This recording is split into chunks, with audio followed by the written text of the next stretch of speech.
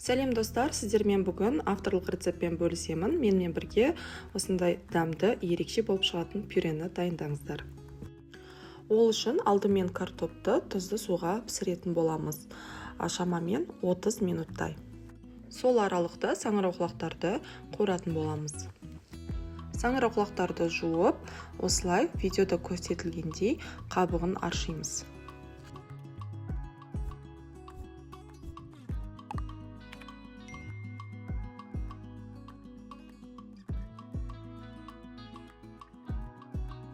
Саңырауқұлақтарды барынша майдалап, 4 бұрышты етіп тураймыз.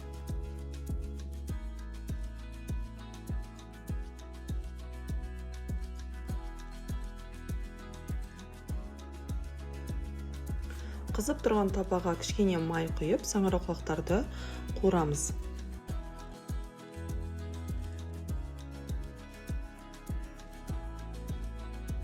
Кішкене тұз, қара бұрыш салып, аз ғана қайнаған су құйып, қақпағын жауып, шамамен 15 минуттай жай отта пісіреміз.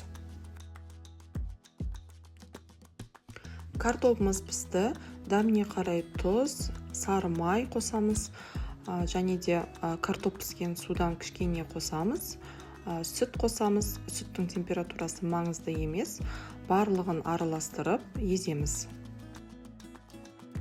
Енді үстіне қуырылған саңырауқұлақтарды қосамыз.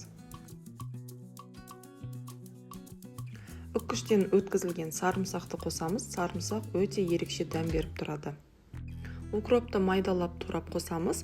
Укроп пюреге өте жақсы үйлеседі. Барлығын жақсылап араластырамыз. Достар, пюре дұрыс шығу үшін картоп піскен бойда бірден оны езу керек. Егер 15-20 минуттай тұрып қалатын болса, картоп созылмалы болып қалады. Достар, менің каналымда басқа да дәмді тағамдардың рецептері бар. Пюренің жанына тауық қанаттарын пісірдім. Каналымда рецебі бар. Маринады өте жақсы, бастысы зиянды майонезді қоспаймын. Пюре өте ерекше, өте дәмді болып шығады достар. Міндетті түрде жасап көріңіздер. Сіздермен болған Назым.